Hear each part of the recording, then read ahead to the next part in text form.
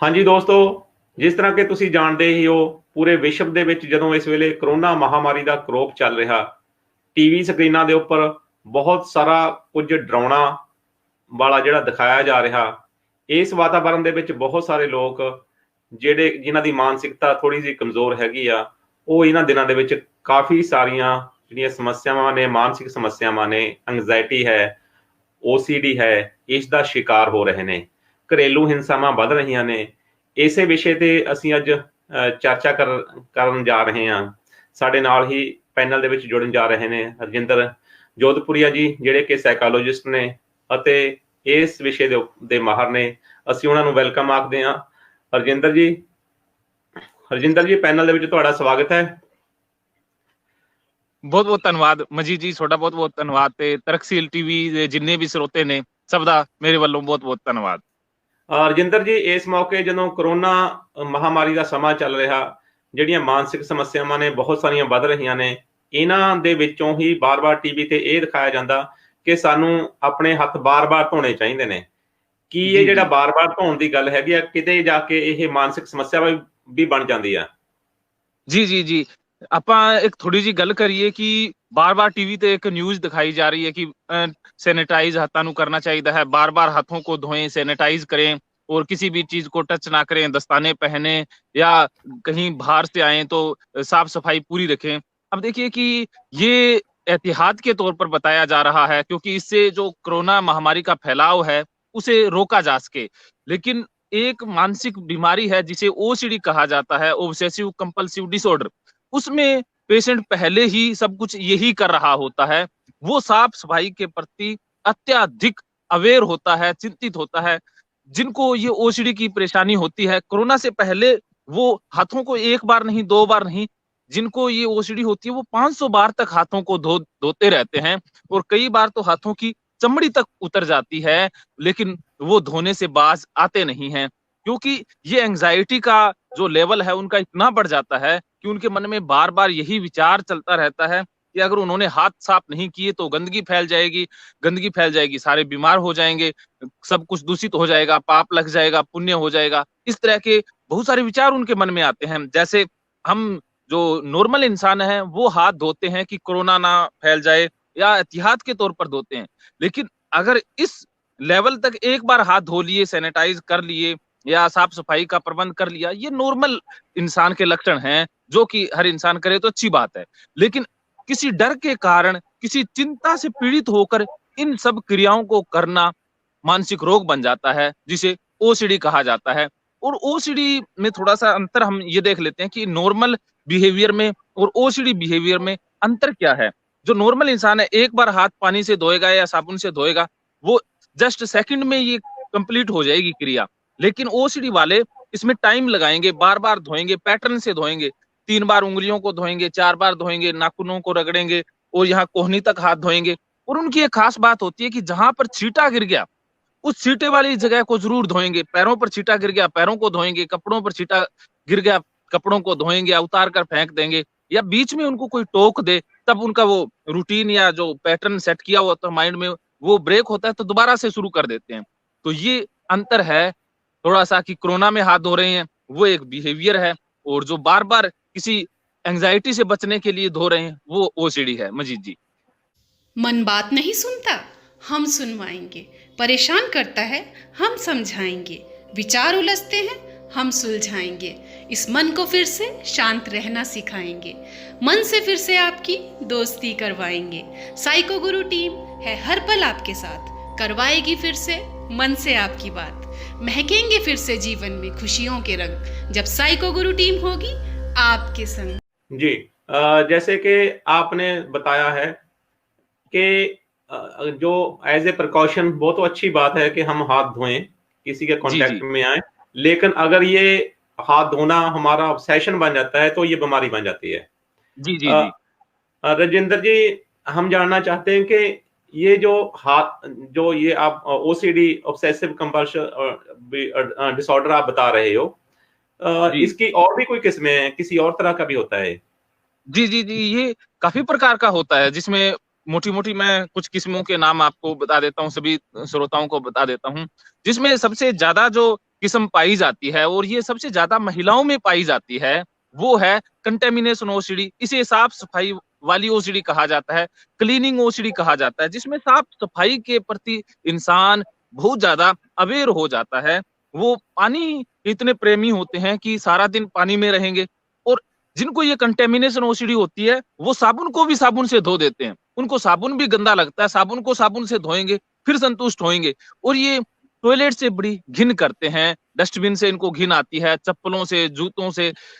एक महिला थी जिसने मुझे बताया कि उसके घर में कोई भी इंसान आ जाए तो जहां जहां वो पैर रखेगा उस फर्श को वो धो देगी, पोछा लगाएगी, और जिस कुर्सी पर वो बैठेगा कुर्सी को धोएगी, जिस कप को, जिस जिस चीज को वो मेहमान हाथ लगाएगा उसके जाने के बाद सब कुछ धो दिया जाता है। ये कंटेमिनेशन वाले यहाँ तक होते हैं कि मोबाइल को भी धो देते हैं, ईयरफोन्स को, नोट्स को, पैसों को भी धो देते हैं। तो ये सबसे ज्यादा पाई जाती किस्म है जिसे कंटेमिनेशन ओसीडी कहते हैं, जो ज्यादातर महिलाओं में पाई जाती है।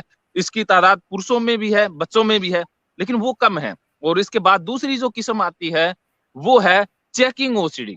चेकिंग में क्या है कि बार बार किसी चीज को चेक करना पड़ता है। जैसे ताले का ताला लगा दिया है, उसके बाद भी रीइंश्योर करना पड़ता है कि खटक खटक करके देखना पड़ता है कि ताला लगा तो नहीं, खुला तो नहीं रह गया, दोबारा देखेंगे। फिर थोड़ी सी दूर जाएंगे, फिर उनके मन में आएगा नहीं एक बार और चेक करना चाहिए, 2 बार करेंगे, 3 बार करेंगे, लेकिन फिर भी उनके मन में वहम यही रहेगा कि कहीं ताला खुला ना रह जाए।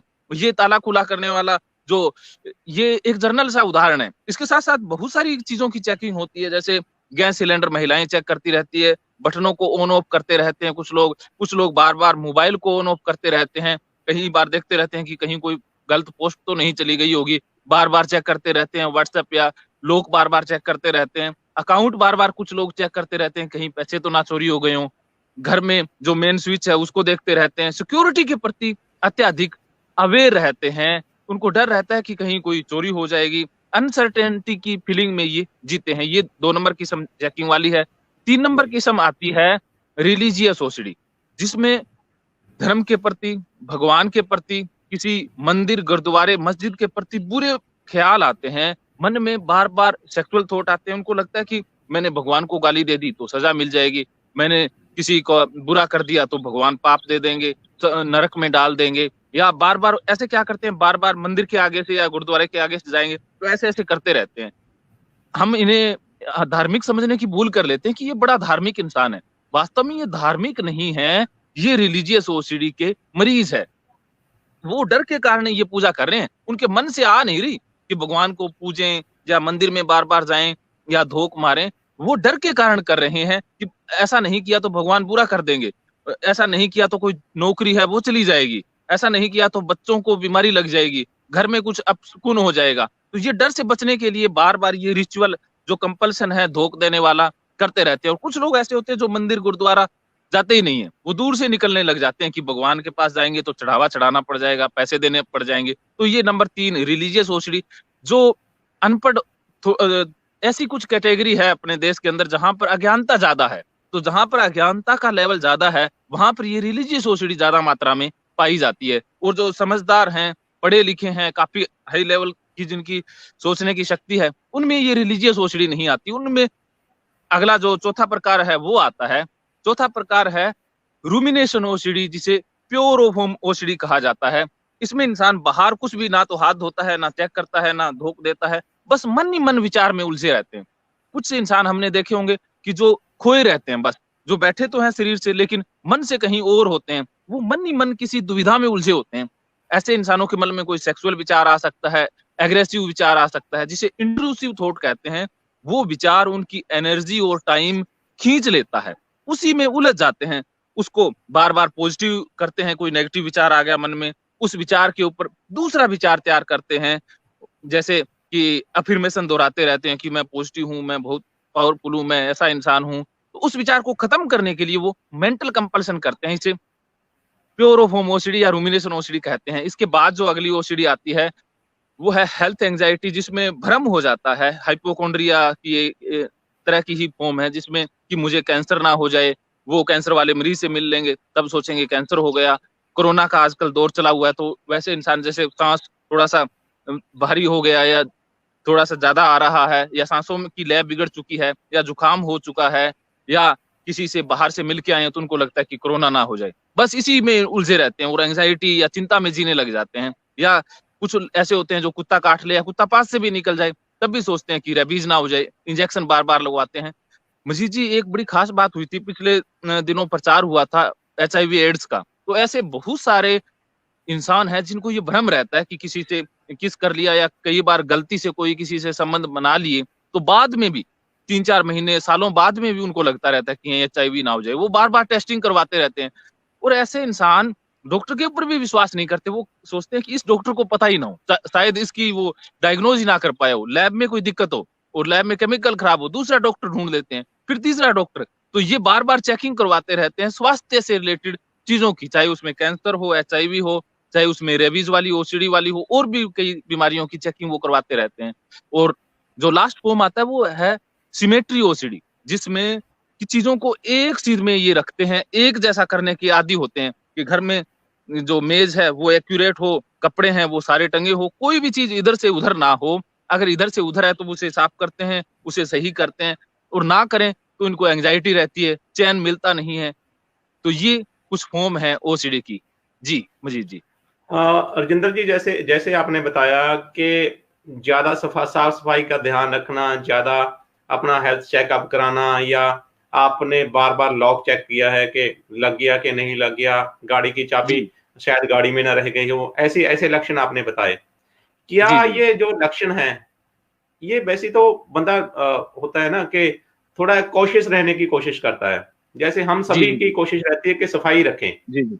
जी, जी, जी। तो क्या वैसे आदतें तो ये अच्छी हैं, अपने प्रति जो कॉशियस रहने की आदतें, जी, तो जी, जी। मुझे लगता है ये आदतें तो अच्छी हैं।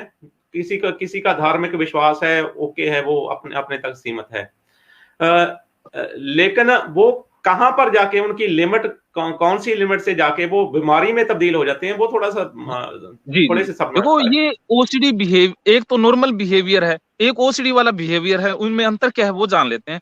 देखो, हम चेकिंग कर रहे हैं, एक बार चेक सभी करते हैं, 2 बार भी कर लेते हैं, साफ-सफाई सभी रखते हैं, भगवान या जिन जो आस्था रखते हैं वो मत्था भी देते हैं, या कई बार किसी से हमने इंटरकोर्स कर भी लिया या किसी से छू भी लिए, तब मन में आना, विचार आना कि HIV ना हो जाए, एक बार चेक भी करवा लेना, ये जायज़ है। जब हमारा जीवन डिस्टर्ब हो जाए, हमारी डेली रूटीन डिस्टर्ब हो जाए, हमारा काम जो कर रहे हैं ऑफिस में, उसमें मन ना लगे, मन कहीं और उलझा रहे, उसी पर अटक जाए, तब ये बीमारी बन जाती है।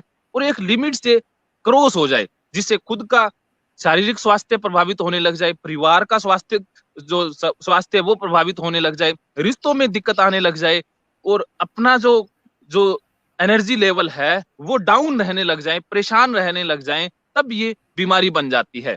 जी। जी। राजेंद्र जी, ये सब किसी व्यक्ति में, किसी औरत में लक्षण पाए जाते हैं, मान लीजिए, या कोई बंदा हमसे पूछता है कि मुझे ये बीमारी हो गई है, तो क्या इस बीमारी को ट्रीट करने के लिए दवाइयां लेनी पड़ेंगी कि कोई और तरीका होगा, वो कैसे ठीक होगा? या जी, बंदे जी, जी। हाँ, चलिए आप बताइए। जी, जी, जी। आपने बहुत अच्छा सवाल पूछा कि इसका तरीका क्या होगा। तो इसमें 3 तरीके से इलाज होता है। वो सारे तरीके मैं आप सभी के साथ शेयर करना चाहूँगा कि सबसे पहले तो लेवल चेक किया जाता है कि OCD का वो लेवल कितना है, एंग्ज़ायटी का लेवल कितना है। सबसे पहले माइल्ड लेवल आता है कि थोड़ी बहुत दिक्कत है, कि वो न बाकी नॉर्मल लोग हैं उनसे थोड़ा-सा ज़्यादा करता है, लेकिन उसमें परिवार में या बाकी दिक्कतें बहुत कम आ रही है। लेकिन वो भी कॉन्शियस है कि मैं इसे भी ठीक करना चाहता हूँ, ये ना बढ़ जाए। एक आती है मॉडरेट, कि उसमें नॉर्मल लेवल पर है, भी काफ़ी हद तक उसमें बीमारी घर कर चुकी है, और एक है सीवियर लेवल, जो कि पूरी तरह से पीड़ित हो गया है। अब देखिए कि OCD में जो सीवियर लेवल होते हैं वो कमरे से ही नहीं निकलते। एक महिला ने बताया कि वो 5 साल से अपने कमरे में है, मोबाइल को भी टच नहीं करती, वो भी धो लेती है। कोई भी इंसान वो टच करती नहीं है, जैसे दरवाजे को खोलना है ना, कोहनी से खोलते हैं या हाथ में दस्ताने लगा करके खोलते हैं, वो मेन गेट को टच नहीं कर सकते, वो टच करते ही नहीं है। अगर वो टच कर लें तो उनके अंदर एंग्जायटी का लेवल इतना बढ़ जाता है कि सब कुछ वो तबाह हो जाता है, उनको दवाई लेनी पड़ जाती है या हॉस्पिटलाइज़ तक करना पड़ जाता है, अगर उनको छुआ दें वो चीज़ तो। तब वो सीवियर लेवल है, उसमें दवाई की ज़रूरत पड़ेगी। और जो माइल्ड और मॉडरेट है उसमें साइकोथेरेपी आती है, जैसे CBT है, CDT है, ERP थेरेपी है, एक्सपोज़र रिस्पॉन्स प्रिवेंशन एक्सपोज़र एक थेरेपी आती है ERP, उसके माध्यम से उनका इलाज होता है। तो माइल्ड और मॉडरेट और थेरेपी तो तीनों लेवल में चलेगी, लेकिन लास्ट जो लेवल हायर लेवल है उसमें दवाइयों की जरूरत पड़ेगी, और जो माइल्ड लेवल है उसमें नॉर्मल काउंसलिंग से ही बात बन जाती है। जी जी राजेंद्र जी, इस ऐसी बीमारी में जो माइल्ड लेवल है या मॉडरेट लेवल है, जी उसमें जो बंदा बीमार है, क्या वो अपना इलाज खुद भी कर सकता है? जी जी जी या हाँ, बिल्कुल। हाँ जी जी। इससे पहले मैं एक क्वेश्चन ये जानना चाहूंगा कि एक बंदे को परिवार में हो रहा है, जी तो जी क्या जो परिवार में मान लो एक बंदे को हो रहा है, गली में एक बंदे को हो रहा है, क्या ये जो जो चीजें हैं ये वातावरण से भी उत्पन्न होती हैं? जी जी जी ये बेस्ट सवाल है आपका आज का, कि क्या ये वातावरण से फैलती है। जी, ये वातावरण से ही फैलती हैं, क्योंकि गंदगी के बारे में, चीजों के बारे में हमने जाना, पढ़ा और सुना होता है। अब जिन परिवारों में ओसीडी होती है, उनके बच्चों को ओसीडी होने की संभावना इसलिए ज्यादा बढ़ जाती है कि उन्होंने बार बार हाथ धोना या बार बार सफाई, या जो घर के मुखिया हैं वो बार बार बच्चों को कंपेल करते हैं कि साफ सफाई रखो, ऐसा रखो, बाहर से आते ही नहलवा देते हैं बच्चों को, सब कुछ करते हैं। तो बचपन से ही उनके अचेतन मन में ये आदतें विकसित हो जाती है, जो आगे चल करके ओसीडी में चली जाती हैं। तो वास्तव में परिवार से फैलती हैं, समाज से फैलती हैं। ये देख के ही बच्चा सीखता है, तो हम देख के इस बीमारी को सीख लेते हैं। और इसमें कोई जीन्स का या हेरिडिटी का उतना फैक्टर नहीं है जितना कि नॉर्मल वातावरण का फैक्टर है। जी जी जी। तो मुझे लगता है कि ये इसमें जो कम्युनिटी अवेयरनेस है वो काफी ज्यादा जरूरी है, क्योंकि जी जी बंदे जी को अगर कोई प्रॉब्लम आई है तो अल्टीमेटली उसकी सोसाइटी से, उसकी कम्युनिटी से आई है। इस करके उस कम्युनिटी के पास ये बात पहुंचना जरूरी है कि अगर किसी भी चीज की आप ऑब्सेशन करोगे, लेवल से ज्यादा बढ़ जाओगे, तो ये बीमारी बन जाती है। जी। जी जी जी अगला मैं जानना चाहूंगा कि माइल्ड और मॉडरेट जो आपने इलाज की थेरेपी बताई है, उसमें जो बंदा प्रॉब्लमेटिक है या उनकी सोसाइटी है वो प्रॉब्लमेटिक है थोड़ी सी, वो जी चाहते हैं जी कि अभी हमें बताएं हम क्या करें अपने लेवल पर, क्या वो कुछ कर सकते हैं? बिल्कुल कर सकते हैं। देखो, ऐसे बहुत सारे इंसान हुए हैं जिन्होंने खुद भी ओसीडी को ठीक किया है, इस परेशानी को ठीक किया है। ये ऐसा नहीं है कि किसी को भी हो सकती है। बहुत सारे एक्टर हुए हैं, उनको हुई हुई है, बहुत सारे खिलाड़ी हैं, उनको भी हुई है, राजनेता, कोई भी इंसान किसी भी लेवल का हो, उसे ये बीमारी हो सकती है। और ठीक कैसे किया जाए, उसमें सेल्फ हेल्प बहुत सारी बुक्स हैं, उनको पढ़ा जाए। सेल्फ हेल्प कोर्स है ओसीडी से रिलेटेड, वो संस्था में जाया जाए। या बहुत सारे जैसे मोटिवेशनल वीडियो है, ईआरपी से रिलेटेड हैं, साइकोथेरेपी से रिलेटेड हैं, उन वीडियोस को देख के भी बहुत सारे इंसान ठीक कर लेते हैं। जैसे कमेंट आते हैं मेरे पास चैनल में भी, 50% जो माइल्ड और मॉडरेट वाले हैं वो वीडियो देख के ही ठीक कर लेते हैं। तो उनको सबसे पहले ये डायग्नोज करना है कि उन कई बार ना ये ओसीडी की बात पता ही भी नहीं चलती है। मजीद जी, ये खास बात होती है कि उनको पता ही नहीं होता कि उन्हें कोई बीमारी है। उन्हें ये लगता है कि वो उनको आदत है और वो ठीक है। कई बार तो वो मानते ही नहीं है कि उनको कोई बीमारी है। लेकिन जब उनकी परेशानी हद से ज्यादा बढ़ जाती है, परिवार में दिक्कतें आने लग जाती है, तलाक तक बात पहुंच जाती है, तब उनको लगता है कि वो बीमारी है। फिर वो इधर उधर दवाइयों के या काउंसलिंग के लिए जाते हैं। तो सबसे पहले डायग्नोज कर लें कि उनको ये बीमारी है, मुझे ओसीडी है या बीमारी है, ये स्वीकार कर लें सबसे पहले। उसके बाद फिर उसको कम करने के तरीके हैं। डेली एक वर्कशीट बनानी है, जो कंपल्सन करते हैं, रिचुअल करते हैं, उनकी सारी लिस्ट उनको खुद तैयार करनी होगी। एक सेल्फ हेल्प बुक खुद लेनी होगी, बहुत सारी बुक्स मार्केट में मिल जाएंगी। और एक सेल्फ हेल्प एक रिकॉर्ड तैयार करना होगा खुद का, कि आज किस लेवल तक किया मैंने, क्या क्या किया। उससे अगले दिन थोड़ा थोड़ा घटाते जाएं, फिर कम करते जाएं। उन चीजों के प्रति ज्यादा करने की जरूरत नहीं है। अपना मन है ना, वो कहीं और फोकस करें, क्योंकि ये ना खाली मन होता है ना, जो ज्यादा काम कम करते हैं उनमें ये परेशानी ज्यादा आती है। तो वो अपना वर्क पर फोकस करें, बच्चों को टाइम दें, या जब भी ये एंजाइटी का लेवल आए तो मन को कहीं और लगा दें। तो इस तरह की वो एक्शन करेंगे या अपने काम में लगे रहेंगे तो खुद भी हल कर सकते हैं इस परेशानी का। जी। मुझे लगता है कि जो आपके आपके लेवल पर आप भी ये बीमारी ठीक ठीक करते हो, इसके बारे में जो कोई पेशेंट है वो आपको भी अप्रोच कर सकता है। हम चाहेंगे कि लिंक में आपका एक जो कांटेक्ट है हम शेयर करेंगे, और साथ जी ही हम ये भी बताना चाहेंगे कि तर्कशील सोसाइटी और रैशनलिस्ट सोसाइटी ऑफ इंडिया, ये सारी जो ऑर्गेनाइजेशंस हैं ये लोगों को अवेयर करने में लगी हुई हैं। और अगर ऐसा कोई पेशेंट कहीं पर नजर आता है तो हमसे भी वो तालमेल कर सकता है। हमारा काम भी वही है कि हम अवेयर करते हैं, साथ में आपकी हेल्प करते हैं, आपको मोटिवेट करते हैं ताकि आप ये बीमारी है उससे बाहर आ सको। राजेंद्र जी, अंत में आप कोई उपदेश देना चाहेंगे, कोई संदेश देना चाहेंगे तो प्लीज बताइए। जी जी मेरा संदेश यही है कि हमेशा खुद के ऊपर विश्वास करें और जो अच्छा काम कर रहे हैं समाज के अंदर उनके ऊपर विश्वास करें। जैसे तर्कशील टीवी है, तर्कशील ऑर्गेनाइजेशन के जितने भी मेंबर हैं, ये वेल क्वालिफाइड है। आज मैं आपके सामने बोल रहा हूं या मैं अपनी बात रख पा रहा हूं, इसका पूरा श्रेय तर्कशील जो साथी हैं उन्हीं को जाते हैं। कि मैं भी बचपन में कई बार मानसिक परेशानियों का शिकार रहा, चाहे ओसीडी का रहा, डिप्रेशन का रहा, लेकिन मेरे तर्कशील साथी ने मुझे उबारा। तो ये वास्तव में वो काम कर रहे हैं जो लोग बहुत बड़ा पैसा लेकर के करते हैं। ये एक ऐसी संस्था है। तो जब भी कोई परेशानी हो तो आपके नजदीक में रैशनलिस्ट सोसाइटी की कोई इकाई है या संस्था है, उनसे जरूर संपर्क करें। वो आगे बता देंगे कि आपको कौन से साइकोलॉजिस्ट के पास भेजना है, कौन से डॉक्टर के पास भेजना है। उनसे संपर्क करके ही आगे बढ़ें। तो मुझे लगता है कि समाज में बेहतरीन तरीके से हम इस परेशानी को खत्म कर सकते हैं। जी मजीद जी, शुक्रिया राजेंद्र जी, आप हमारे साथ पैनल में जुड़े, आपका बहुत बहुत धन्यवाद। हाँ जी दोस्तों, ऐसी अलग अलग विषयों पर हम चर्चा करते रहते हैं। अगर आपका सवाल, कोई सजेशन हो तो हमें कमेंट बॉक्स में लिख कर भेज सकते हैं। इसके साथ ही कोई आपकी ऐसी समस्या है तो आप हमारी तर्कशील सोसाइटी की विभिन्न इकाइयों से तालमेल कर सकते हैं। उसके बिना हमारा हेड ऑफिस बरनाला में है, वहां पर कांटेक्ट कर सकते हैं, हमसे संपर्क साध सकते हैं, ताकि हम जो आपकी ये मसला है उस मसले पर आपकी कुछ हेल्प कर सकें। टीवी को देखने के लिए, हमें सुनने के लिए आप सबका बहुत बहुत